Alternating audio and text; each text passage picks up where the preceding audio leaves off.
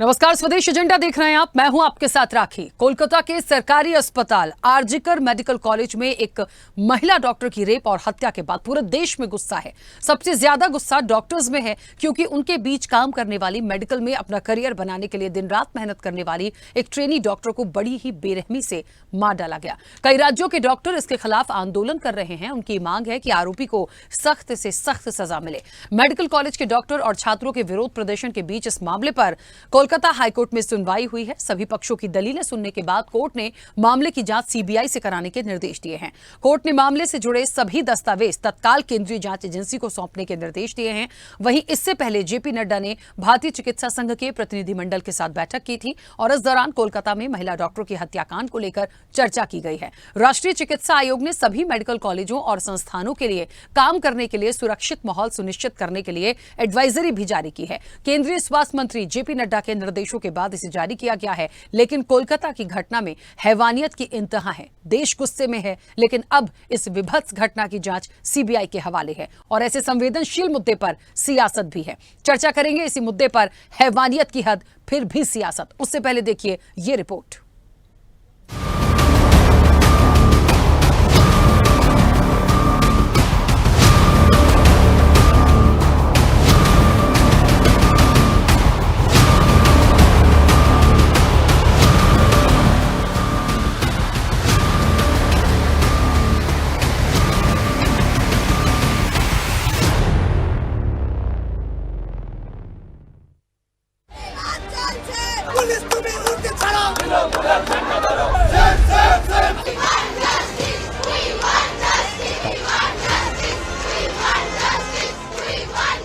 चाहते हैं कि पूरी जस्टिस मिले जिसके साथ ये हुआ है। बहुत ही हम लोग बहुत शॉक्ड है और शेमफुल भी है, क्योंकि आरजीकर इतनी बड़ी कॉलेज है। हमारे इंस्टीट्यूशन में, उसके डिपार्टमेंट में एक लड़की, उसका रेप हुआ है, उसके बाद मर्डर हुआ। We want justice.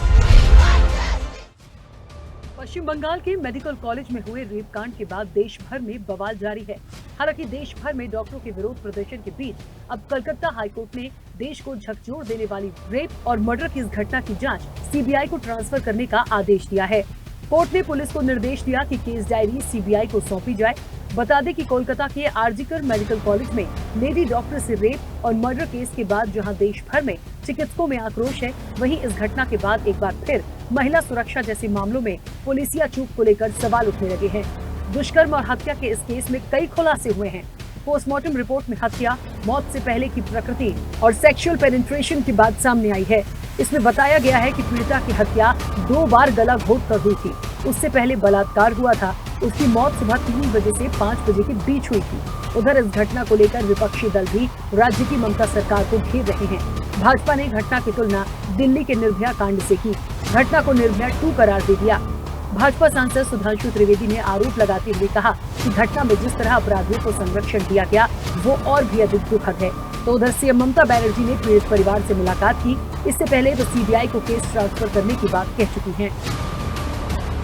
जघन्य और दुर्दांत घटना जो कि पश्चिम बंगाल में हुई, और दुख की बात यह है कि वहां पर इससे भी अधिक विभत्स तरीके से अपराधियों को संरक्षण देने का जो प्रयास किया जा रहा है वो और भी अधिक दुख देने वाला है। पश्चिम बंगाल की सरकार की उन अपराधियों के प्रति किस प्रकार की संरक्षण की भावना है वो बेनकाब हो जाती है और पश्चिम बंगाल सरकार के द्वारा हो रहे किसी भी जांच के ऊपर बहुत गहरे शक की दीवार खड़ी कर देती है।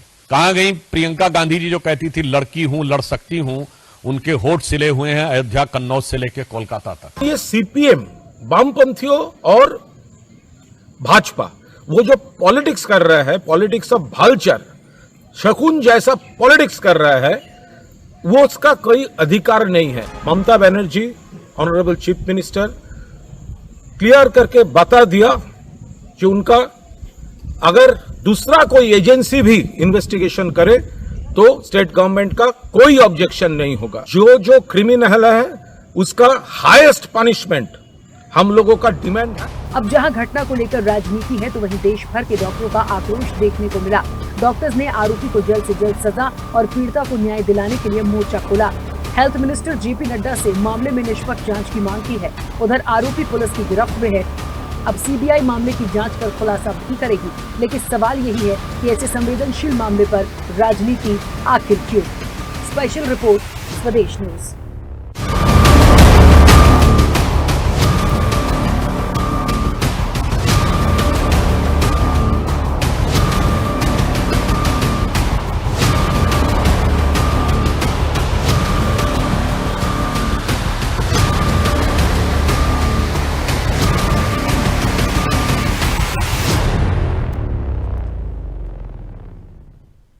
तो हैवानियत की हद है, सियासत फिर भी है।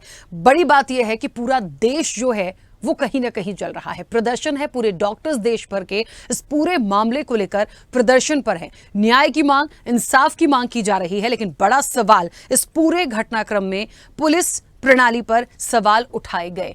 क्यों उठाए गए हैं, ये पूरी बात हम इस चर्चा में जब आगे आएंगे तो धीरे धीरे वो सारे पॉइंट्स निकलेंगे। लेकिन इस वक्त पे दो चीजें महत्वपूर्ण हैं। एक तो ये कि सख्त से सख्त सजा दी जानी चाहिए। आरोपी जो है वो गिरफ्त में है, ठीक है, मान लिया जाता है। क्या होगी वो सख्त सजा, क्या करेंगे आप? लेकिन क्या इन चीजों पर लगाम लग पा रही है? दूसरी बड़ी चीज, एक लंबा वक्त होता चला जा रहा है। ठीक है, जो पश्चिम बंगाल की सरकार है, ममता सरकार है, उन्होंने कहीं ना कहीं इस पूरे मामले में उनके परिजनों से मिली है, जितना वो सपोर्ट कर सकती है वो कर रही है। सीबीआई जांच की बात भी हो चुकी है, हाईकोर्ट का वहां से ये निर्देश हो चुका है, आदेश हो चुका है, और उनके जो परिजन हैं उनको भी सिक्योरिटी देने के लिए तमाम चीजों की लाइन बिल्कुल क्लियर है। लेकिन क्या वो इंसाफ मिल पाएगा और कितना वक्त लगेगा? अब चर्चा होगी कि वक्त कितना, क्या इस मामले को खींचा चला जाएगा, क्या लंबा वक्त मिलेगा? ऐसे आरोपी को एक दिन भी जीने का अधिकार नहीं है, सच्चाई ये कहती है। लेकिन क्या ये हो पाएगा? चर्चा पर चलेंगे। हमारे साथ मेहमान जुड़े हैं। सबसे पहले आपका परिचय करा दें। भारतीय जनता पार्टी का पक्ष रखने के लिए नवीन शर्मा हमारे साथ जुड़े हैं। नवीन जी, बहुत स्वागत चर्चा में जुड़ने के लिए। कांग्रेस का पक्ष रखेंगे संजय बगड़िया। संजय जी, आपका भी बहुत स्वागत है। आपसे कुछ देर में टीएमसी का पक्ष रखेंगी सोफिया खान, फिलहाल हमारे साथ कनेक्ट नहीं है, लेकिन उनका भी स्वागत करते हैं। वरिष्ठ पत्रकार है दिल्ली से अरविंद खोखर। अरविंद जी, आपका भी बहुत स्वागत है। और राजीव गांधी हॉस्पिटल के डॉक्टर है डॉक्टर सद्दाम रिजवी। डॉक्टर सद्दाम रिजवी जी, आपका भी बहुत स्वागत है। चर्चा की शुरुआत में सबसे पहले नवीन जी आपसे करना चाहूंगी। नवीन जी, मेरी आवाज पहुंच रही है? पा रहा हूं मैं आपको। हाँ नवीन जी, ठीक है। मुझे लगता है, हालांकि चर्चा की शुरुआत क्योंकि टीएमसी से होनी थी, लेकिन हमारे साथ वो कनेक्ट नहीं है, और मुझे लगता है बड़ा महत्वपूर्ण होगा, क्योंकि जितनी भी प्रतिक्रिया आ रही हैं, देखिए, एक मानवता के पॉइंट को लेकर चलना पड़ेगा यहाँ पे। मुझे नहीं लगता ऐसे किसी विषय पर सियासत या राजनीति होनी चाहिए, लेकिन जब किसी सरकार पर, किसी भी स्टेट में देख लीजिए, कोई ऐसी घटना होती है तो सरकार पर सवाल उठाए जाते हैं, कानून व्यवस्था पर उठाए जाते हैं, प्रशासन पर बात आती है, आएगी भी। क्यों आ रही है? ये पूरा जो घटनाक्रम हुआ, वो शख्स कौन था, वो कैसे आया, वो कितनी बार गया, क्या पूछा नहीं गया, प्रिंसिपल कहाँ गायब थे, उस कॉलेज का क्या, उस डीन का क्या, बहुत सारे सवाल हैं। ठीक है, जिसकी सरकार है वो जिम्मेदार है, लेकिन लगातार इस मामले में अब जो चीज आई है, मुझे लगता है सीबीआई इस पूरे मामले की जांच करेगी। और अब एक चीज हो सकती है कि सजा जो है, जो भी सजा है, वो जल्द से जल्द हो जाए, ताकि वो न्याय, मुझे लगता है, उस आत्मा को शांति पहुंचे, उस परिजनों को न्याय मिल पाए जिन्होंने अपनी बेटी को खोया है।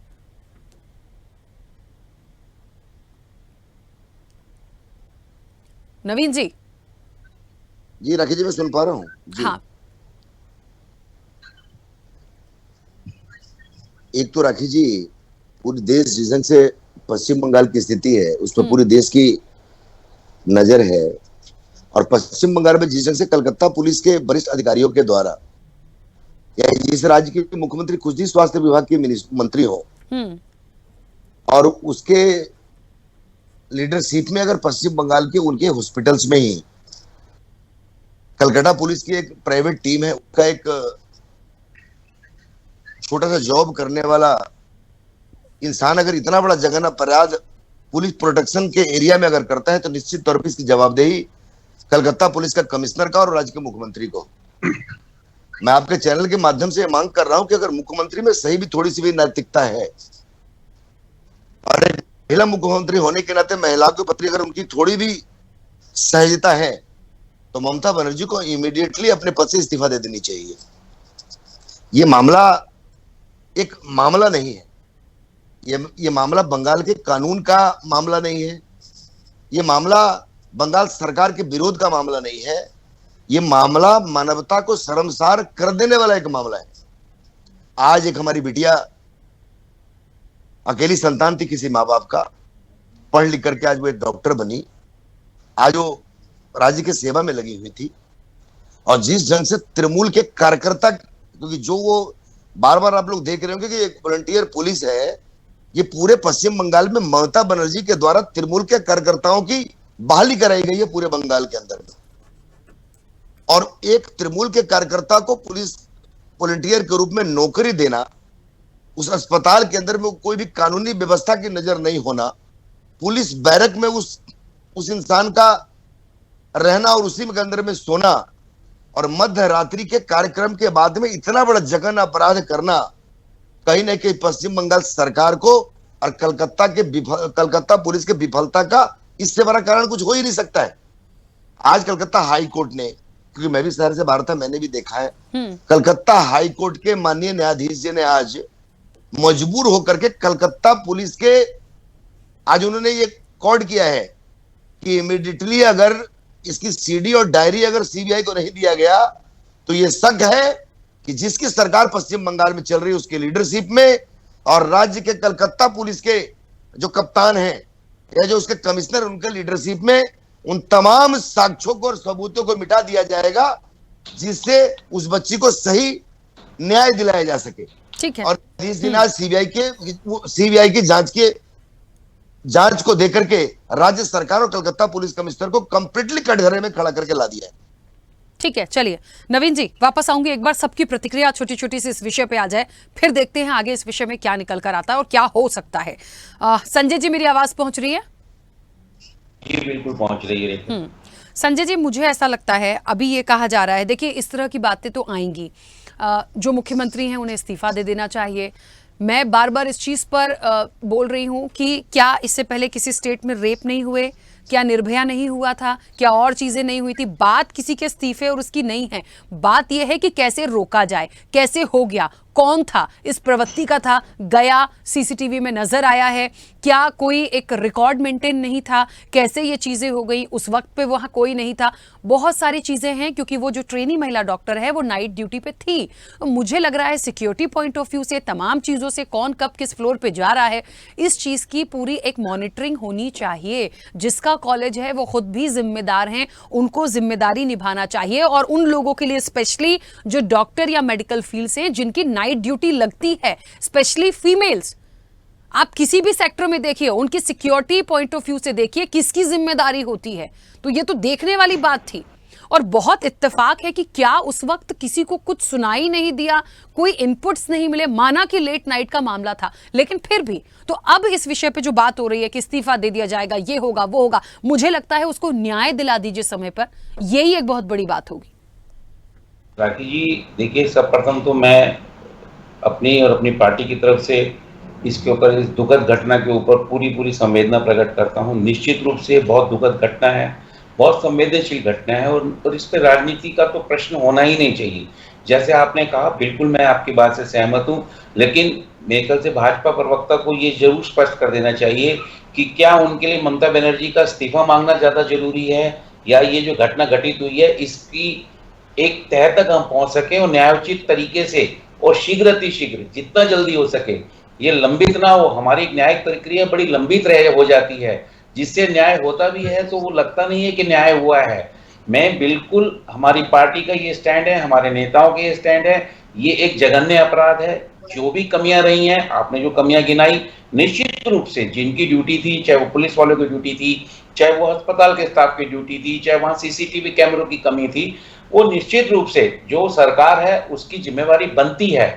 और अब हम ये जिम्मेवारी, ये हम तय इस बहस में ना पड़े कि किसकी जिम्मेवारी थी, किसकी क्या थी, ये मान के चलें कि गलती हुई है। और अब हम सबको एकजुट होके एक ही तरीके से आवाज उठनी चाहिए कि ये किसी भी तरीके से जो ये हुआ है ये भविष्य में कभी ना हो, नंबर 1। नंबर 2, जो अपराधी है उसको सख्त से सख्त सजा दी जाए, ना केवल सजा दी जाए, वो सजा जल्द से जल्द दी जाए ताकि एक न्याय होते हुए भी दिखे। माननीय उच्च न्यायालय ने बहुत अच्छा निर्णय लिया है, सीबीआई को जांच सौंप दी है और मैं समझता हूं कि अब बिल्कुल जो भी घटना है वो बिल्कुल सही होगी। परंतु जो राजनीति हो रही है, माफ कीजिएगा, मैं हाथ जोड़ के विनती करना चाहूंगा, आज ये बंगाल की सरकार इनकी नहीं है तो ये बात कर रहे हैं बाबा राम रहीम के बारे में, जिनको सजा हो चुकी है, माफ कीजिएगा, ये विषय नहीं है। उनको बार बार पैरोल पे जब चुनाव आते हैं इन्हीं की पार्टी छोड़ती है पैरोल पे। तो आप एक सिस्टम में किसी की भी सरकार हो राज्य में, लेकिन आप जब केंद्र में बैठे हुए हैं और आप इस प्रकार की राजनीति कर रहे हैं तो ये उचित नहीं है। आपको ये छोड़ना पड़ेगा कि किसकी सरकार है किसकी नहीं है। एक ही मुद्दा होना चाहिए, ये गलत हुआ है और इसके ऊपर तुरंत कार्रवाई होनी चाहिए। हम इस बात के बिल्कुल इसके बात में सहमत हैं, तुरंत कार्रवाई होनी चाहिए। हमारी नेता प्रियंका गांधी जी ने भी ट्वीट किया है, बार बार ये कहा है, सख्त से सख्त कार्रवाई होनी चाहिए। और मैं समझता हूं कोई भी पार्टी का हो, अपार्ट फ्रॉम दैट कोई भी इस बात को सही नहीं ठहराएगा और बिल्कुल चाहेगा और साथ खड़ा रहेगा कि इसके खिलाफ कार्रवाई होनी चाहिए, सख्त से सख्त कार्रवाई होनी चाहिए, ऐसा हमारा मानना है। ठीक है, चलिए अरविंद जी, मेरी आवाज पहुंच रही है? जी बिल्कुल मिल रही है आपको। अरविंद जी, इस पूरे मामले में सबसे पहले तो आपकी प्रतिक्रिया। बहुत सारी चीजें आ गई हैं। एक तो ये घटनाक्रम होता है, जिस तरीके से पुलिस प्रशासन जब पहुंचा, जिस स्थिति में उन्होंने बॉडी को देखा, उसके बाद बहुत सारी चीजें हुई हैं। अभी भी शंकाएं इस बात की हैं कि थोड़ा सा यदि डिले किया गया। देखिए, ममता सरकार ने जाहिर तौर पर सीबीआई जांच के लिए कोई आपत्ति दर्ज नहीं कराई, कोर्ट के भी आदेश हो गए, तमाम चीजें हो गई, लेकिन जितना ज्यादा डिले बाकी चीजों में आप करेंगे उतनी ही ज्यादा पॉइंट यहां से आ रहे हैं कि सबूत से छेड़छाड़ हो सकती है। यहां यदि वो छेड़छाड़ होती है तो जाहिर तौर पर वो सजा नहीं हो पाएगी जो मिलनी चाहिए। तो ये मैं बार बार इस पर जोर दे रही हूं कि जो हो, सबसे पहले सजा जल्द से जल्द इस पूरे मामले में हो। आप बचता नहीं है कुछ यदि आरोपी गिरफ्त में है तो। देखिए, सजा जल्दी होना तो संभव नहीं है, भले ही हम कितना भी इसमें शोर मचाएं, कितने भी चिंता जाहिर करें, जो हमारी न्यायिक व्यवस्था है उस न्यायिक व्यवस्था में सजा संभव है ही नहीं जल्दी देना। वो कुछ समय के लिए इस पे जो हंगामा, क्योंकि एक बड़ी बिरादरी है, बड़ी कम्युनिटी है, डॉक्टर, उनके साथ ये बेचारी बिटिया के साथ ये घटना हुई है, जो हमारी सम्मानित डॉक्टर थी, इसलिए थोड़ा इस पे ज्यादा है। लेकिन अगर ये मेरा एक सवाल है, अगर ये घटना किसी कूड़ा गिनने वाले के साथ होती तो क्या तब भी प्रतिक्रिया ऐसी ही होती? जान सबकी बराबर कीमती है, सबके लिए, सबके परिवार में कितना भी छोटा है उसकी उतनी ही महत्व है। देखिए, पूरी व्यवस्था कहाँ सड़ चुकी है, जिसको कहते हैं ना डिटॉक्स करने की जरूरत है। पुलिस व्यवस्था को, भारतीय पुलिस व्यवस्था को, न्यायिक प्रणाली को बिल्कुल डिटॉक्स करने की जरूरत है। देखिए, जो कलकत्ता वाला जो मसला हुआ है, अब तक सीबीआई जांच, इसमें जितना इसमें तूफान हुआ है, कोई भी नेता होता आसानी से अपनी जान छुड़ाने के लिए इसमें सीबीआई जांच की पहले दिन ही आदेश दे सकता था। वो क्यों नहीं रही थी सीबीआई जांच? और जांच इसलिए नहीं हो रही थी क्योंकि अब तक के घटनाक्रम, अब तक जो उपलब्ध जानकारी है सार्वजनिक प्लेटफॉर्म पे, उससे ये बिल्कुल साफ है कि जो आरोपी है पुलिस और जो अस्पताल प्रशासन है, उसके लिए दलाली का ये काम वहां करता था।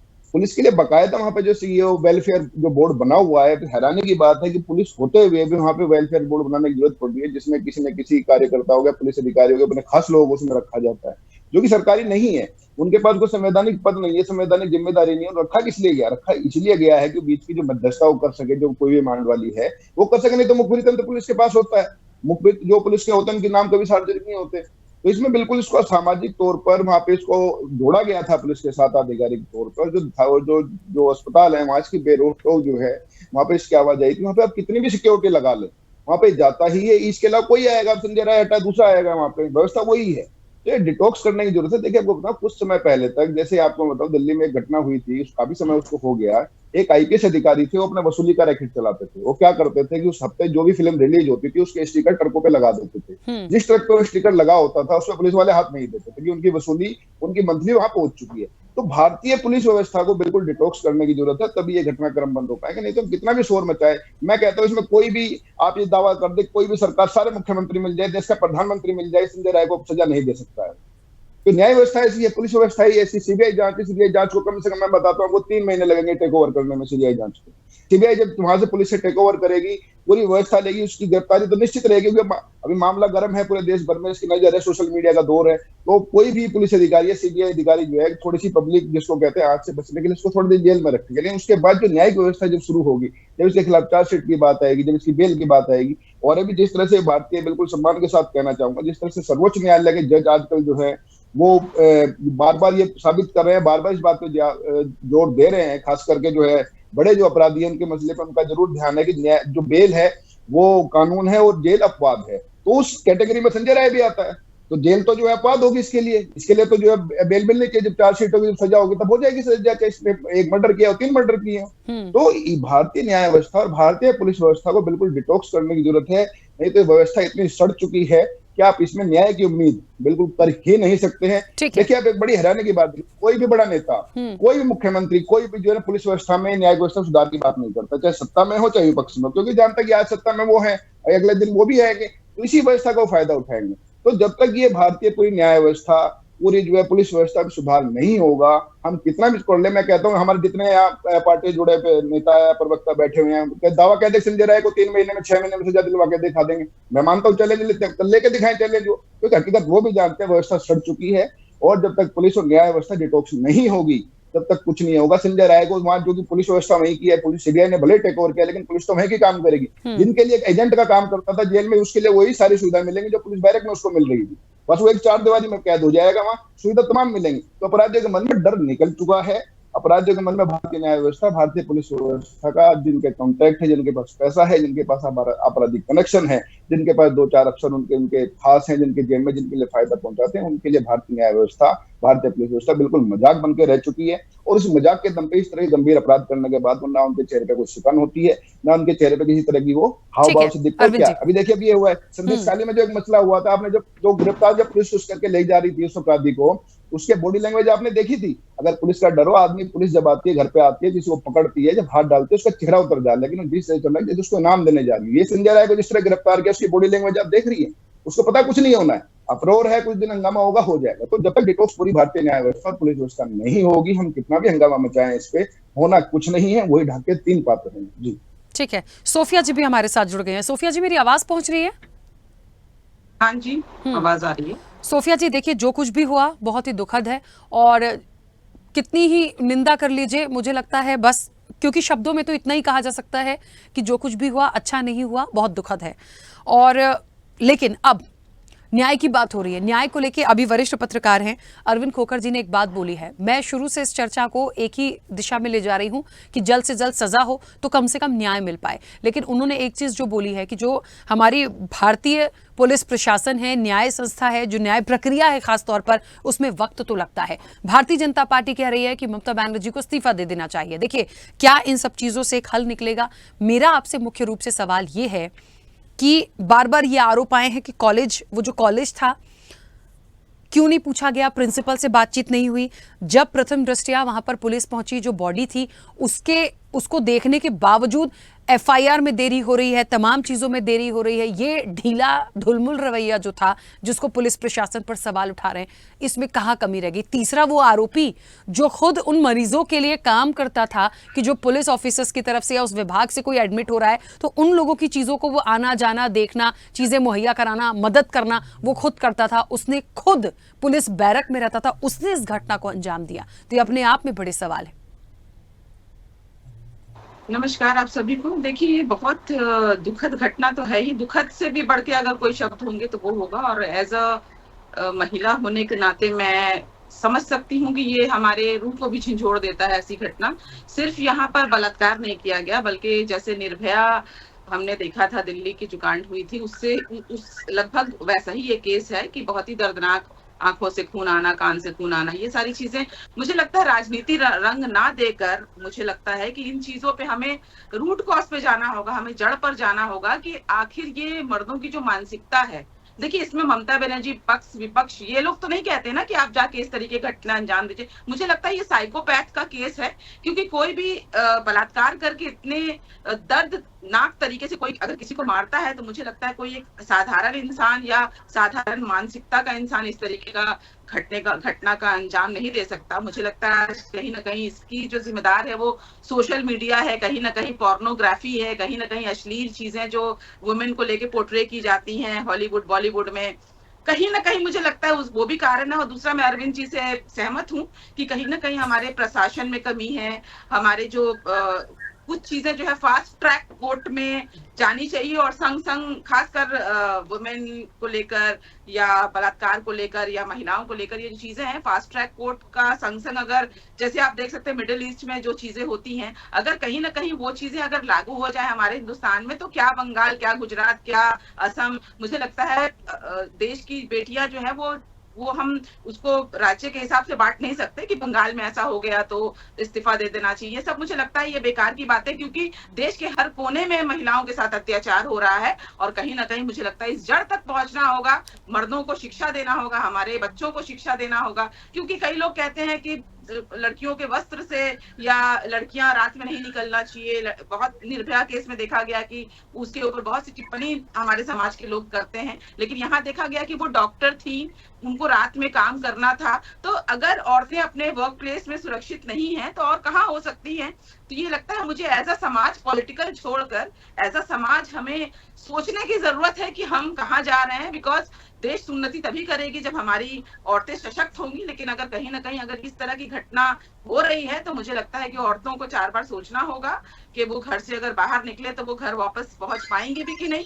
तो मुझे लगता है कि कहीं ना कहीं as a whole as a system हमें पक्ष विपक्ष मिलकर हमें सोचना होगा कि हमें क्या करना है। और बाकी अगर हम बात करें ममता बनर्जी की तो हमारी सरकार बिल्कुल जागरूक है और दूसरे ही दिन ममता बनर्जी आकर सामने प्रेस के सामने वो आकर ऐसा नहीं कि वो मुंह छुपा रही हैं या वो कुछ नहीं कह रही हैं, सामने आकर उन्होंने जो भी बातें करनी थी वो प्रेस के सामने रखा। उन्होंने dog squad, video department, forensic department, हर एक डिपार्टमेंट को उन्होंने आदेश दिया है कि हर तरह की जांच हो, कोई भी चूक ना हो। यहाँ तक के principal, MS, VP, HOD, ASP इन सबको वहां से हटा दिया गया है, खारिज कर दिया गया है, वहां से उनको रिजाइन करवा दिया गया है। सिर्फ यही नहीं बल्कि CBI जांच के लिए कहा है ममता बनर्जी ने कि 18 अगस्त को CBI अगर पुलिस ने इस बीच कोई रिपोर्ट में कोताही की तो वो CBI को दे देगी। तो कुल मिला के इन शॉर्ट कहने का यह मतलब है कि हम लोग कहीं से भी पॉलिटिकली अगर हम बात करें तो कहीं से भी हम पीछे नहीं हट रहे हैं। हम चाहते हैं, इनफैक्ट हम जो लोग भी प्रोटेस्ट कर रहे हैं, जो स्टूडेंट प्रोटेस्ट कर रहे हैं, हम उनके साथ हैं। हाँ, ये अलबत्ता हम जरूर चाहेंगे किसी को परेशानी ना हो, कोई और दुर्घटना ना हो। हम पीसफुल प्रोटेस्ट करने के कोई खिलाफ नहीं है, लोग बिल्कुल प्रोटेस्ट करें और न्याय जल्द से जल्द हो। यही एज अ TMC की समर्थक के नाते, नेता के नाते या एक महिला होने के नाते मैं भी यही चाहती हूँ। ठीक है, चलिए डॉक्टर सद्दाम रिजवी जी, मेरी आवाज पहुंच रही है? जी मैडम, पहुंच रही है। सद्दाम रिजवी जी, एज ए डॉक्टर सबसे पहले तो आपसे मैं इस पूरे घटनाक्रम पे आपकी प्रतिक्रिया, क्योंकि आप एक डॉक्टर हैं, मुझे ऐसा लगता है आप उस चीज को बहुत अच्छे से समझ पाएंगे, क्योंकि उस महिला के साथ, उस डॉक्टर के साथ जो कुछ भी हुआ, जितना विभत्स हुआ, जिस स्थिति में उसकी बॉडी मिली, और अभी डिस्कशन में मैं तो खैर बोल भी नहीं पा रही हूँ, सोफिया जी ने तो फिर भी बताया कि क्या क्या हुआ, क्योंकि जब हमने सुना, पढ़ के ही वो दर्द महसूस कर पा रहे होंगे जो उस महिला ने, उस ट्रेनी डॉक्टर ने फेस किया होगा। मुझे ऐसा लगता है कि यहाँ पर जिस तरीके से कॉलेज पर सवाल उठ रहे हैं, ठीक है, सबको आपने सस्पेंड किया, सबको खारिज कर दिया, तमाम चीज़ें थी, सवाल ये है कि जो नाइट शिफ्ट्स डॉक्टर की लगती हैं उनके लिए क्या सिक्योरिटी पॉइंट ऑफ व्यू से चीज़ें नहीं होती? उन्होंने सबके साथ खाना खाया, वो रेस्ट करने के लिए भी गई, लेकिन जो व्यक्ति है जिनको अलाउ किया हुआ था, जो खुद मदद के लिए पुलिस बैरक में वो सोते थे, जो उस तरह से डॉक्टर्स आ रहे हैं या पेशेंट आ रहे हैं उनकी मदद करते थे, उसका आना जाना, CCTV में दिखा है कि उन्होंने उस बिल्डिंग के पीछे शराब भी पी है, ये तमाम चीज़ें दिखी हैं। तो क्या ऐसा तो नहीं कि कोई नया व्यक्ति था, वो आया इसलिए पता नहीं चला? तो इस तरह की जो एक्टिविटीज़ हैं, क्या डिपार्टमेंट का या कॉलेज का, हॉस्पिटल का, मैं तो कह लूँगी क्योंकि ट्रीटमेंट्स भी हुआ, मरीज वहाँ होते थे, क्या उन लोगों की जिम्मेदारी नहीं बनती कि थोड़ा सा इन सब चीज़ों पर नज़र रखने की ज़रूरत थी? जी, नमस्ते राकेश जी, स्वदेश न्यूज़ का मैं बहुत धन्यवाद करता हूं। उन्होंने मुझे एक मौका दिया यहाँ पे अपने डॉक्टर फैमिली की तरफ से बोलने का। पहली बात, इसमें सरकारें और अस्पताल प्रशासन, मैं दोनों को जिम्मेदार ठहराऊंगा। यही सरकार कभी पार्टी में रहती है, कभी ओपोजिशन में रहती है। डॉक्टरों के लिए कोई भी अच्छे नियम नहीं बनाए जाते। दूसरी बात, अस्पताल प्रशासन की ये गलती है, जब कोई डॉक्टर है, हम सब डॉक्टर हैं, नाइट ड्यूटी करते हैं, 24-24, 48 घंटे की ड्यूटी करते हैं, लेकिन हमें ना तो प्रॉपर DDR रूम दिया जाता है, ना प्रॉपर अलग से टॉयलेट्स होते हैं, तो बहुत ज्यादा परेशानी का सामना करना पड़ता है। मैं खुद मेरे कलीग्स के साथ जब ड्यूटी करता था, हम लोग गवर्नमेंट हॉस्पिटल में ड्यूटी करते थे, फीमेल डॉक्टर भी हमारे साथ होती थी। वहां पर proper toilet, proper DDR room नहीं होते हैं अवेलेबल। हमारे साथियों को, फीमेल साथियों को रेस्ट करने के लिए भी, थोड़ी बहुत देर रेस्ट करने के लिए, जो भी 24 से 48 घंटे की ड्यूटी कर रहे हैं, उसमें गाड़ियों में जाकर रेस्ट करना पड़ता है नाइट में। इसके लिए हमारे जो अस्पताल के जितने भी प्रशासन कार्य हैं, जो भी वहां पे देख रेख कर रहे हैं, चाहे कोई भी मेडिकल ऑफिसर हो या डायरेक्टर हो, वो कोई भी ध्यान नहीं देता। डॉक्टरों को एज अ लेबर ही ये लोग यूज करना चाह रहे हैं। सरकार को इस विषय को बहुत गंभीरता से लेना चाहिए, और खासकर हमारे देश की महिलाएं खुलकर तभी काम कर पाएंगी जब उन्हें पूरी सिक्योरिटी मिलेगी। उन्हें बढ़ावा तभी मिल पाएगा जब सरकार और अस्पताल प्रशासन उनका पूरा साथ देंगे ड्यूटी करने के लिए। इन सिक्योरिटी में कैसे ड्यूटी कर पाएंगे? आज हम लोग बहुत ज्यादा दुखी हैं। ऐसी घटनाएं अगर आगे भी और होती रही तो इसमें हमारे देश को बहुत बड़ा नुकसान है, और महिलाओं के लिए अगर उन्हें सुरक्षा नहीं देगी सरकार, तो बहुत ज्यादा नुकसान होने वाला है देश को। महिलाएं कैसे आगे बढ़ पाएंगी, कैसे नाइट ड्यूटीज कर पाएंगी? डॉक्टर, बीइंग अ डॉक्टर, हमें नाइट ड्यूटीज करनी पड़ती हैं। नाइट ड्यूटी अगर हम तभी कर पाएंगे, हमारे लिए अलग डीडीआर रूम मिले, महिलाओं के लिए अलग रूम हो, अलग टॉयलेट्स हो, अलग फीमेल गार्ड हो, फीमेल गार्ड के साथ अलग एक फीमेल नर्सिंग ऑफिसर भी हो वहां पर ड्यूटी के लिए, तभी तो वो कर पाएंगी। ये महिला हमारी साथी जो नाइट ड्यूटी कर रही थी, इसे दूसरी जगह रेस्ट के लिए जाना पड़ा। अगर डीडीआर रूम वार्ड के या उसके अंदर होता तो वहां इसे जाने की क्या जरूरत थी रात के 3 बजे? अगर 24 घंटे की कोई भी ड्यूटी करता है, उसको रेस्ट चाहिए होता है। हम रोबोट नहीं, हम डॉक्टर्स हैं, हम भी इंसान हैं। इसलिए मेरी सरकार और प्लस अस्पताल का जो भी जिम्मेदार इंसान है, मैं उन सबको इसका दोषी मानता हूं। ठीक है, और नवीन जी, आगे तभी हम लोग सही से काम कर पाएंगे। बिल्कुल। जब देखिए, ये हमारे लिए सुविधाएं आपकी उपलब्ध जो होंगी। बात है, आपकी जो मांगे हैं वो बिल्कुल जायज है, लेकिन मेरा सवाल वही है कि ये सारी बातें, ये सारा मुद्दा आज इस वक्त पे क्यों आ रहा है? बिल्कुल आपने जो बोला सरकार को करना चाहिए, कोलकाता में है ममता बनर्जी, सरकार को करना चाहिए, केंद्र को वो क्या कर सकते हैं उनको करना चाहिए, क्योंकि देश में आप हैं। तो मुझे ऐसा लगता है, लेकिन आज इस विषय पे इतनी बात आ रही है, इतना बड़ा प्रदर्शन आ रहा है, तमाम चीजें आ रही हैं, तब ये बातें निकल रही हैं। अब तक क्यों नहीं? अब तक क्यों नहीं? वो फैसिलिटीज यदि पहले से डिमांड थी, उनकी मांग थी, तो फिर क्यों नहीं कराई गई? कैसे वो लोग सरवाइव कर रहे थे अब तक? ये भी तो एक सवाल है। इसको कौन देख रहा है? नवीन जी।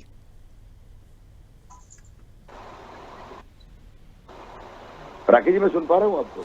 नवीन जी, ये सिर्फ मुझे लगता है एक स्टेट का मुद्दा नहीं, ये देश का मुद्दा है। देश भर से डॉक्टर प्रदर्शन कर रहे हैं। अभी आपने सुना होगा डॉक्टर सद्दाम रिजवी कह रहे हैं बहुत सारी चीजें जो हैं वो सुविधाएं जो चाहिए वो प्रॉपर हैं नहीं, और खास तौर पर जो फीमेल हैं उनके लिए तो बिल्कुल भी नहीं है। नाइट शिफ्ट्स हैं, नाइट ड्यूटी यदि कर रही हैं, कौन देखेगा?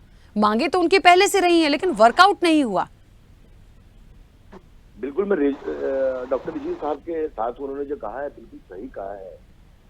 सबसे बड़ी बात है कि डॉक्टरों की सुरक्षा निश्चित तौर पे है कि आम हिंदुस्तान के 140 करोड़ जो आम नागरिक हैं, वो डॉक्टरों में एक भगवान का स्वरूप देखते हैं, चाहे वो किसी भी हॉस्पिटल्स में हो, हिंदुस्तान के किसी भी कोने में हो।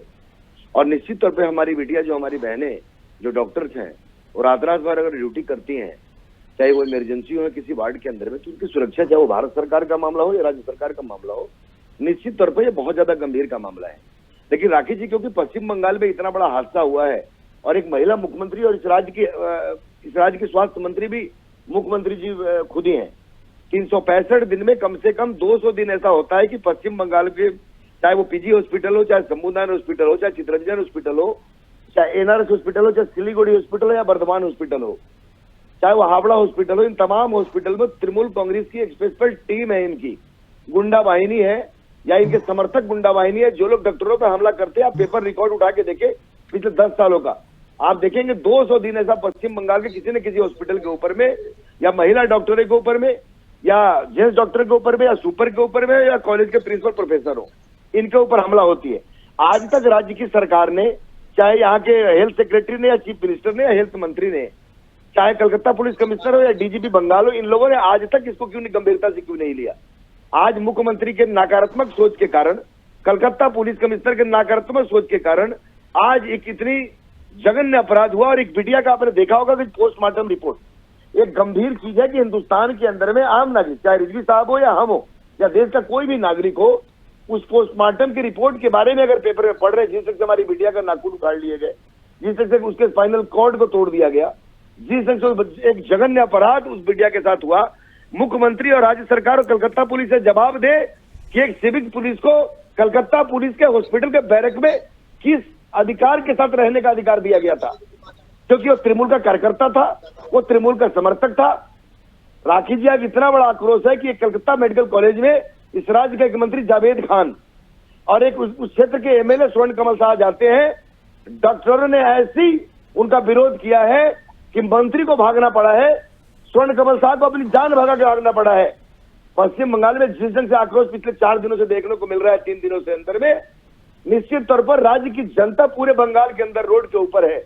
और तो मैं धन्यवाद देता हूं हिंदुस्तान के कोने कोने से डॉक्टर, जो भी डॉक्टर इसके लिए, नवीन जी, केंद्र सरकार मैं तो एक उम्मीद भारतीय जनता पार्टी से, क्योंकि देश में सरकार आप लोगों की है, एक उम्मीद कर सकती हूँ, एक मैसेज पहुंचाने का प्रयास कर सकती हूँ। कुछ बदलाव करिए ना, सजा के प्रावधान में कर लीजिए। बहुत नियम कानून तो हम लाते हैं, कुछ ऐसा लाइए ना कि वो डर और खौफ पैदा हो। राखी जी, निश्चित तौर पे आप जो कह रही हैं, एक महिला पत्रकार के रूप में, एक देश के नागरिक के रूप में मैं निश्चित तौर पे आपके साथ समर्थन में हूं। और मैं अपनी सरकार से भी, देश के प्रधानमंत्री जी से, देश के राष्ट्रपति जी से, देश के स्वास्थ्य मंत्री नड्डा जी से, ये निश्चित तौर पे आपके चैनल के माध्यम से मैं मांग कर रहा हूं कि ऐसे ऐसे जघन्य अपराध के लिए कैसे कड़े कानून लाए जाए कि अपराध के बाद वो कोर्ट और फास्ट, ये सीबीआई और की जांच के ऊपर नहीं डिपेंड हो जाए, कोर्ट का मामला नहीं हो, इमीडिएटली ऐसा कोई भी जघन्य अपराध करता है, एक ऐसा डर पैदा कर दिया जाए कि इस ढंग का करने से पहले और सोचने से पहले भी उस परिणाम के बारे में सोचे।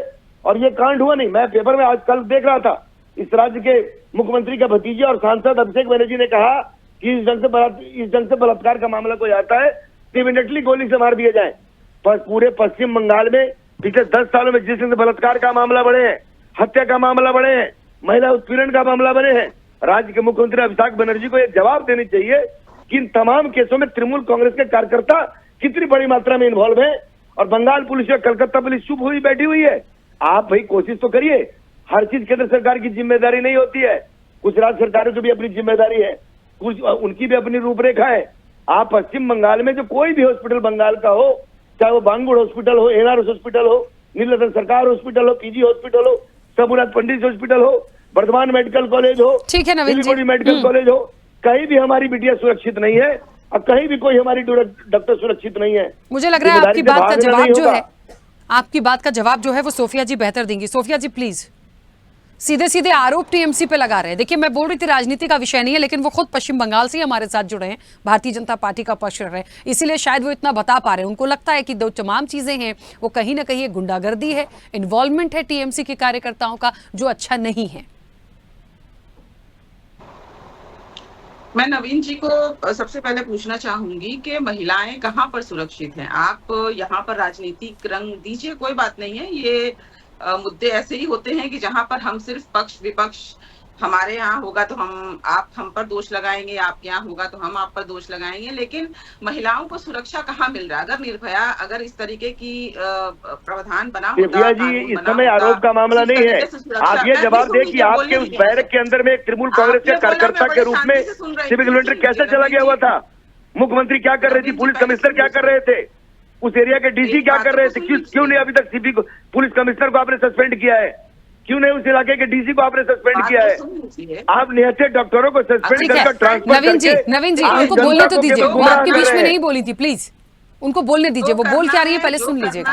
वो जो भी कार्रवाई करनी है वो ठीक सारी कार्रवाई हो रही है, लेकिन मेरा मतलब ये है कि सिर्फ कार्रवाई करने से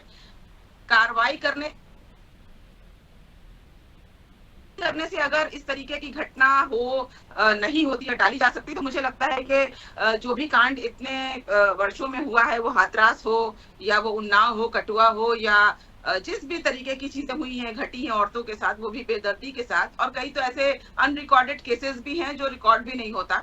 मुझे लगता है आज हमें मिलजुल कर बैठकर ये बात करने की जरूरत है कि हम कहाँ पर चूक रहे हैं as a human, as a society, as a समाज। कि राजनीतिक रंग ना देके केंद्र में, जैसा कि कहा इन्होंने कि केंद्र में सरकार आपकी है, आप अगर चाहें तो कानून को बना सकते हैं, तो ऐसे कड़े कानून बनाइए जहां पर बंगाल की महिलाएं भी सुरक्षित हों, असम की या गुजरात की या कहीं की भी महिलाएं हों। महिलाएं तो महिलाएं हैं, और आधी रात को कौन किस तरीके से घटना अंजाम करता है, ये तो मुझे लगता है किसी भी प्रशासन का कोई इसमें कोई भूल नहीं है। भूल ये है जब तब होता है जब आप अपने मुंह को छुपाते हैं या इस चीजों से अपने आप को बचाते हैं। लेकिन हमारी सरकार बिल्कुल फ्रंट में है, सामने है। ममता बनर्जी प्रेस कॉन्फ्रेंस किया उन्होंने, वो प्रेस के सामने है और सारी चीजें जो है स्पष्ट हैं। हम बिल्कुल यहाँ पर अपने, ऐसा नहीं है हमारे राज्य में दिन दहाड़े बलात्कार करके रात में जला नहीं दिया जाता, जैसे हाथरस में आपने देखा। हमारे यहाँ पर अगर चीजें होती हैं तो हम उसके तय तक जाते हैं। आप कहते हो किया जाता है कि 3 बजे रात को एक तृणमूल का कार्यकर्ता वॉलंटियर के रूप में महिलाओं के डॉक्टर महिला के रूप में घुसिए बलात्कार करके हत्या करता है, आपके राज्य में ये होता है। और कलकत्ता शहर के अंदर जिस राज्य के मुख्यमंत्री खुद हेल्थ मिनिस्टर है, खुद पुलिस मंत्री है, आपके राज्य में यही होता है। पश्चिम बंगाल के अंदर में आप अपने नाकामी को और अपने पाप को छुपाने के लिए आप पूरे हिंदुस्तान की चर्चा कर रहे हैं अभी। अरे आपने पुलिस कमिश्नर को क्यों नहीं सस्पेंड किया? मुख्यमंत्री ने क्यों नहीं इस्तीफा की पेशकश की? इंतजाम करने के लिए देखिए, मुझे बोलने दीजिए, फिर आप बोलिएगा जरूर, आपको समय मिलेगा। तो हमें मिलजुल कर, मुझे लगता है कि ये सोचना होगा कि हमारी जो महिलाएं हैं, अभी कोई कह रहा था कि महिलाएं कैसे काम करेंगी, मैं भी एक महिला हूं, मैं भी एक वर्किंग महिला हूं, तो हमें तो डर लगेगा कि हम अपने घर से अगर निकलें तो रात में हो दिन में हो हम सुरक्षित घर पहुंचे। इसके लिए मुझे लगता है पुरुष समाज, आप लोगों को सोचने की जरूरत है कि हमारे पुरुष इस तरीके के मानसिकता की ओर क्यों जा रहे हैं। मुझे लगता है काउंसलिंग की जरूरत है, स्कूल में शिक्षा की जरूरत है, लोगों को काउंसलिंग की जरूरत है। और मुझे लगता है ऑब्वियसली, मैं नहीं कहती कि बिल्कुल हम अपने दामन को बचा रहे हैं या छुड़ा रहे हैं, बिल्कुल यहाँ पर प्रशासन को भी सोचने की जरूरत है कि आगे हम किस तरीके से मिलजुल कर ऐसा कुछ करें। देखिए, जिसको जाना था वो तो चले गए, जिन माता पिता ने अपनी पुत्री को खोया उसको तो हम वापस नहीं ला सकते, लेकिन आगे और भी इस तरीके की घटना ना हो उसके लिए जरूर हमें मिलजुल कर सोचने की जरूरत है। केंद्र और राज्य अगर मिलकर इस तरीके से सोचे और आगे के लिए कोई कानून, एक कड़ा कानून बनाए जिससे लोग रूह भी कांप जाए इस तरीके का घटना देने से पहले, तो मुझे लगता है जरूरत है। ठीक है सोफिया जी, एक बात मैं यहाँ कहना चाहती हूँ और संजय जी उसी को थोड़ा सा आगे बढ़ाते हुए, मुझे यहाँ ऐसा लगता है कि ये बात तो ठीक है कि जो महिला डॉक्टर थी वो तो अब हमारे बीच नहीं है, लेकिन उनके परिजनों को न्याय मिले, उन्हें उनकी आत्मा को शांति मिले, और इससे भी बड़ा कि और किसी के साथ ऐसा ना हो। मैं हमेशा एक बात बोलती हूँ, जिस कानून की बात मैं कर रही हूँ वो देश में, देखिए संसद है, सरकार है, इस बार तो पक्ष विपक्ष इतना अच्छा है कि यदि मिलके कोई पहल करें, कोई अच्छी चीज ऐसी लाएं, आप इन सब चीजों के लिए बहुत बेहतर कुछ हो सकता है। मत इंतजार करिए ना किसी और घटना का। देखिए डॉक्टर्स, देश भर के डॉक्टर प्रदर्शन पे, ऐसा नहीं कि सिर्फ पश्चिम बंगाल में विरोध प्रदर्शन हो रहा, पूरे डॉक्टर सड़कों पर हैं। वो जो मांग कर रहे हैं उसको गंभीरता से लीजिए, वो क्या कह रहे हैं, वो फैसिलिटीज क्या नहीं दे सकते आप, उसको करने की कोशिश कीजिए, और इसी के साथ साथ कोई ऐसी चीज को इंप्लीमेंट करा दीजिए ताकि दोबारा ये तमाम घटना हमारे सामने ना आए। क्योंकि इस बार मुझे लग रहा है, मैं बार बार बोल रही हूं, पक्ष विपक्ष उस मजबूती में, उस ताकत में है जो इस चीज को इंप्लीमेंट यदि करा के ले जाएगा। सब आप लोगों के हाथ में, कोई अलग से नया संविधान लेके नहीं आना उसके लिए कि बहुत लंबी प्रोसेस है, तो कम से कम कुछ ऐसा कर लीजिए कि एक न्याय की बात मैं बार बार कह रही हूं, जल्द से जल्द वो इंसाफ और न्याय मिल पाए। संजय जी, संजय जी आवाज नहीं आ रही आपकी? अब आ रही है? हाँ अब आ रही है। राखी जी, आपने सब कुछ स्पष्ट कर दिया, बहुत अच्छे तरीके से आपने स्पष्ट किया। और मैं जो टीएमसी की प्रवक्ता हैं, मैं उनकी साफ गोई के लिए उनको बधाई देना चाहूंगा कि उन्होंने एक महिला होने के नाते और टीएमसी के अपनी सरकार का पक्ष नहीं लिया है। उन्होंने बिल्कुल ये कहा है कि हमारी भी कमियां रही हैं और हमें, और ये एक बहुत अच्छी पहल है, बहुत अच्छी बात है। और जो भाजपा के प्रवक्ता हैं उन्होंने इतनी सारी कमियां गिनाई, तो निश्चित रूप से उनके पास उन कमियों का समाधान भी होगा। चाहे आप पक्ष में हैं, चाहे सत्ता पक्ष में है, चाहे विपक्ष में है, आप जनता के प्रतिनिधि हैं। अगर आप विधानसभा में पहुंचे हैं और संसद में पहुंचे हैं, चाहे आप राज्य की सरकार में है या नहीं है, चाहे विपक्ष में, आप प्रतिनिधि हैं। आप अपनी बात रखिए, सरकार के समक्ष उसका समाधान भी रखिए। मैं जो भाजपा के प्रवक्ता हैं उनकी किसी बात को नहीं काट रहा हूं। उन्होंने जो आरोप लगाया निश्चित रूप से किन्हीं आधारों पे लगाए होंगे, और सोफिया जी ने उन किसी भी बात को डिनाई नहीं किया है। निश्चित रूप से राजनीति को रंग ना दे, वो उन्होंने प्रयास जरूर किया है कि राजनीतिक रंग इसमें ना दिया जाए। और मैं तो आपके माध्यम से अनुरोध करूंगा भाजपा के जो आज प्रवक्ता आए हुए हैं, बड़ी अच्छी बात है। और सोफिया खान जी ने तो बहुत बिल्कुल कहा कि हम साथ मिलके काम करें। तो आपके माध्यम से इन लोगों को तो एक नजीर पैदा करनी चाहिए। एक इतना बड़ा हादसा हुआ है और एक इस हादसा को आप अवसर बनाए कि ताकि आगे की घटना ना घटित होए, मिलके काम करें, राज्य में एक स्थापित करें कार्य को। और सीबीआई जांच कर रही है तो केंद्र उसमें सीधा सीधा शामिल है, तो ये मिलके काम करें। और इतना बढ़िया इनको अवसर मिला है, इतनी सारी परेशानियां उन्होंने गिनाई कि यहाँ पर ये था, यहाँ पर ये था, यहाँ पर ये था, यहाँ पर ये था। तो निश्चित रूप से जब उनको इतनी परेशानियां पता है तो उनके पास हल होगा। वो हल सरकार के साथ साझा करें और एक नजीर पैदा करें, और उसको न्याय मिलना ही चाहिए, हर हालत में मिलना चाहिए। और मैं समझता हूं कि टीएमसी के जो प्रवक्ता है उन्होंने कहीं पर भी ये बात नहीं कही है। उन्होंने कहा बिल्कुल हम इस बात को मानते हैं कि हमारी भी कमियां हैं, प्रशासन की भी कमियां हैं, कानून की भी कमियां हैं। खोखर साहब ने बिल्कुल स्पष्ट कहा, परंतु एक बहुत लार्जर इशू है वो, उसमें समय लग सकता है। परंतु आज हम इस विषय के ऊपर एक नजीर पैदा कर सकते हैं। कम से कम पश्चिम बंगाल सरकार के पास, सत्ता के पास भी और विपक्ष के पास एक अवसर है कि दोनों मिलके इसके ऊपर कानून बनाए, इसके ऊपर सख्ती से जो है न्याय करें। बहुत ही देश भी वो जिसने अपनी बेटी खोई है उसको भी बहुत अच्छा लगेगा। और मैं समझता हूं देश के सामने एक नजीर पैदा होगी और हम सारी व्यवस्थाएं, और जैसा कि सोफिया खान ने कहा कि बिल्कुल सही कहा उन्होंने, देश के हर कोने में, केवल एक बंगाल की बात नहीं है, महिलाएं असुरक्षित हैं। और मैं खोखर साहब की बात भी मानूंगा कि जितने भी अपराध करते हैं उनके ऊपर खौफ नहीं है, कानून का डर नहीं है। वो डर महसूस होना चाहिए कि हाँ कानून है और इतनी बड़ी सजा इसकी मिल सकती है। ठीक है अरविंद खोखर जी, देखिए एक चीज तो बहुत स्पष्ट हो गई थी कि न्यायिक प्रक्रिया से चलेंगे, देखिए उस पर सवाल नहीं है, लेकिन ठीक है भारत में लगता है समय प्रोसेस है। अभी देखिए अपडेट्स तो ये भी हैं कि 2 हफ्ते में डीजीपी और तमाम लोगों से एनएचआरसी ने पूरे मामले को संज्ञान में लिया है। डीजीपी से भी कहा है कि 2 हफ्ते में रिपोर्ट दीजिए। देखिए उस रिपोर्ट में अभी क्या आना बाकी है, ये एक बहुत लेंदी प्रोसेस है। 2 हफ्ते में आप बहुत सारी चीजों को निकालें। मैं मानती हूँ किसी को सजा देना है तो एक न्यायिक प्रक्रिया है, लेकिन इन सब के बीच में मुझे ऐसा लग रहा है कि क्या जुर्म करते वक्त, गुनाह करते वक्त, पीड़ा देते वक्त क्या इतना वक्त लगा होगा? नहीं। तो कम से कम अभी क्या ऐसा कोई कानून, कोई संशोधन, कोई ऐसी चीजें क्या ये पक्ष विपक्ष मिलकर नहीं ला सकते? क्या उसको इस वक्त पे इंप्लीमेंटेशन नहीं करा सकते? अब मतलब पहल तो करके दिखाए कोई। पहल ही नहीं करेंगे तो कोई चीज कैसे आएगी? ये हादसे कभी, ये हादसा कह लीजिए, हमला कह लीजिए, घटना कह लीजिए, ये कभी नहीं रुक पाएगा। देखिए, जो हमारी जो पुलिस व्यवस्था है वो अंग्रेजों ने जनता पे राज करने के लिए बनाई थी, इसलिए पक्ष हो या विपक्ष हो उनको उम्मीद में रहती है, जो विपक्ष में है उसको उम्मीद रहती है कि सत्ता में आएगा तो इसी पुलिस का इस्तेमाल करेगा, और जो सत्ता में है वो तो इस्तेमाल कर ही रहा है इसमें अपने फायदे के लिए। तो इसलिए पक्ष और विपक्ष इस मामले में एक है कि इसमें पुलिस सुधारों के प्रति, न्यायिक सुधारों के प्रति बात नहीं करती। जहां तक देखिए हमारी सोफिया जी जो है उन्होंने बात ये कही है, देखिए कोई भी मानसिक जेंडर स्पेसिफिक नहीं होती। मैं पुरुषों की मानसिकता की उन्होंने बात की। देखिए मैं आपको बताऊं, मानवता के लिए जो सबसे जघन्य अपराधों में से एक अपराध है वो मानव तस्करी और रेड लाइट एरिया है। मानव तस्करी में जितनी गिरोह हैं उनमें ज्यादातर की सरगना महिलाएं हैं, और जो रेड लाइट एरिया है उनकी संचालिका 99% महिलाएं हैं। तो ये महिलाओं को या पुरुष की बात नहीं है।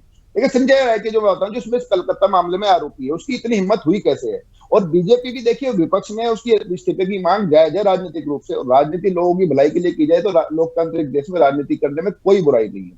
लेकिन देखिए बीजेपी चूक कहाँ रही है?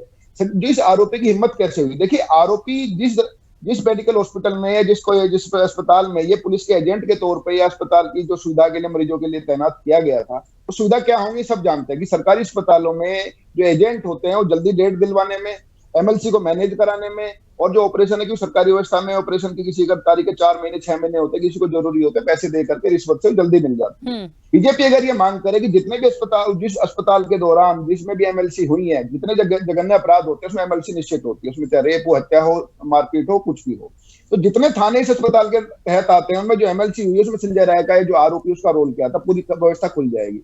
बीजेपी को यह भी मांग करनी चाहिए देश भर में जितने भी लगी राज्य में चल रहे हैं, अगर पश्चिम बंगाल की बात हो रही है तो जो वहां की यूनिक व्यवस्था वहां पे बनाई गई है, जो पुलिस वेलफेयर जो बॉडी बनाई गई है वेलफेयर फंड के नाम पे, एक बड़ी यूनिक व्यवस्था पूरे देश में ऐसी कहीं नहीं है। हो सकता है ये इस व्यवस्था खुलने के बाद पूरे देश में बाकी कहीं और राज्य भी इसको अपना ले, क्योंकि तो रिश्वत लेने का बड़ा यूनिक मॉडल वहां पे अपनाया गया है।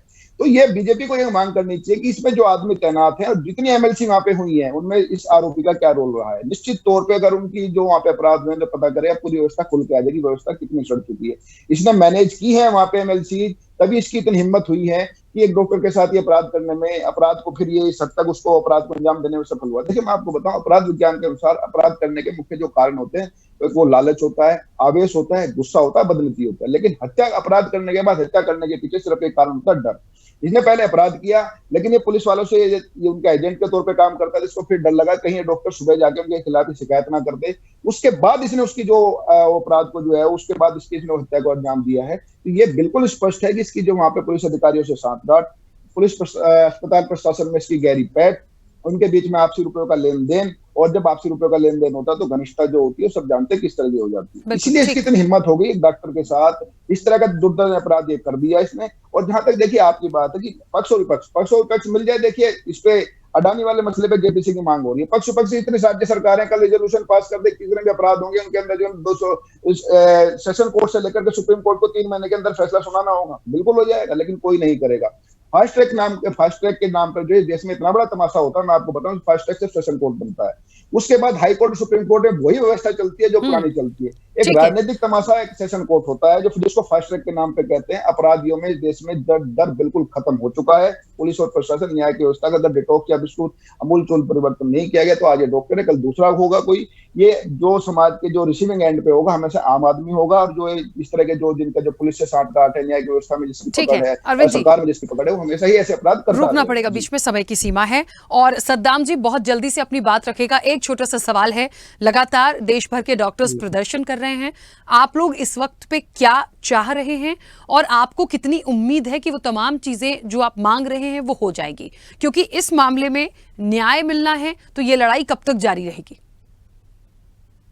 देखिए, हमारी डॉक्टरों की यही मांग है कि जिसने भी ये काम किया है उसे फांसी की सजा हो, ताकि आगे कोई भी आदमी, कोई भी हो, वो किसी भी महिला के बारे में ऐसा ना सोच सके, चाहे डॉक्टर है, चाहे कोई भी महिला है, वो ऑन ड्यूटी है जो भी। दूसरी बात, सरकार को ये नियम बनाने पड़ेंगे कि अस्पताल में अगर महिला डॉक्टर ड्यूटी कर रही है तो उसके लिए सुरक्षा व्यवस्था करे, चाहे वो ड्यूटी पे जो गार्ड हो वो फीमेल हो, उसके साथ फीमेल नर्स हो, उसके लिए रेस्ट करने के लिए ड्यूटी रूम हो, वो वहीं के वहीं हो, प्रबंधक के अंदर जहां वो ड्यूटी कर रही है, जिस भी वार्ड या आईसीयू में कर रही है। पहली बात तो ये थी, दूसरी सुविधा के लिए थी। मेरी बस यही मांग है, इसे सजा हो, फांसी की सजा हो। और दूसरी कि आगे के लिए, कि फ्यूचर में ये सब ना हो पाए, हमें सुविधा मिले, तभी आगे ऐसा कुछ हो पाएगा। अदरवाइज हमारी जितनी भी फीमेल डॉक्टर्स हैं या कोई भी किसी भी लाइन से हैं, वो काम करने में हिचकिचाएंगी, आगे नहीं बढ़ पाएंगी, देश तरक्की नहीं कर पाएगा। और डॉक्टरों को जैसे भगवान एक रूप कहा जाता है, वो काम कैसे कर पाएंगे जब उनके साथ ही जब अपराध होंगे, उन्हें सुविधा नहीं मिलेगी, हम काम नहीं कर पाएंगे। तो मेरी बस यही है गुजारिश सरकार से, उसे सजा दे, ताकि आगे के लिए जो कोई ऐसा कदम रखने सोच रहा हो वो अपनी हद में रहे, और दूसरी कि सुविधा मिले ताकि हम अच्छे से फ्रीली काम कर सकें, हमारी बहनें, हमारी माताएं, जितनी, चाहे वो डॉक्टर है चाहे नर्स है। ठीक है सद्दाम जी, मैं मुख्य रूप से एक बात कहना चाहती हूँ, क्योंकि वैसे भी समय हो गया, इस चर्चा को यहीं रोकना होगा। एक छोटी सी बात कहना चाहती हूँ, वो यही है कि जहां तक न्याय दिलाने की बात हो रही है, वो न्याय मिल जाए, समय पे मिल जाए, जल्दी मिल जाए, ये हम सब चाहते हैं। लेकिन मैं फिर उस पॉइंट पर आऊंगी कि जब तक आप कड़े प्रावधान नहीं लाएंगे, उसका इंप्लीमेंटेशन आप कड़ाई से नहीं कराएंगे, तब तक कुछ नहीं हो सकता है। सुविधाएं अपनी जगह हैं, लेकिन आपको इन चीजों को रोकने के लिए कुछ ना कुछ करना पड़ेगा, क्योंकि पहला मामला नहीं है, इससे पहले भी देख चुके हैं, तब भी यही बात होती थी कि कैसे रोका जाए, फिर एक हादसा हो गया, फिर एक घटना हो गई, क्या अगली का इंतजार है? तो इसको बहुत गंभीरता से लेने की जरूरत है। आप सभी का बहुत शुक्रिया उस चर्चा में शामिल होने के लिए, जुड़ने के लिए। तो निश्चित तौर पर देखिए, सियासत करने का विषय नहीं था, फिर भी हुई। क्यों हुई? भारतीय जनता पार्टी का अपना मत है, उनको लगता है ममता बनर्जी को इस्तीफा देना चाहिए। क्या ममता बनर्जी, क्योंकि कोलकाता का यह मामला है, पश्चिम बंगाल की सरकार को कटघरे में रखा गया है, प्रशासन को रखा गया, तो क्या उनके इस्तीफे से न्याय मिल जाएगा? देखिए, ठीक है, आपने सवाल उठाए, लेकिन आप भी मिलकर इसमें कुछ ऐसे इंप्लीमेंटेशन लाइए, उन चीजों को लाइए, इस प्रक्रिया को इतना तेज करिए कि आप कम से कम आरोपी को जल्द से जल्द सजा दिला सके। इस पूरे मामले में आगे क्या होता है, डॉक्टर्स की जो मांग है, क्या उसे माना जाएगा, क्या वो सुविधा उन्हें दी जाएंगी, ये अभी भी सवालों के घेरे में है। फिलहाल चर्चा में इतना ही। बने रहिए स्वदेश न्यूज के साथ, सबसे पहले देश।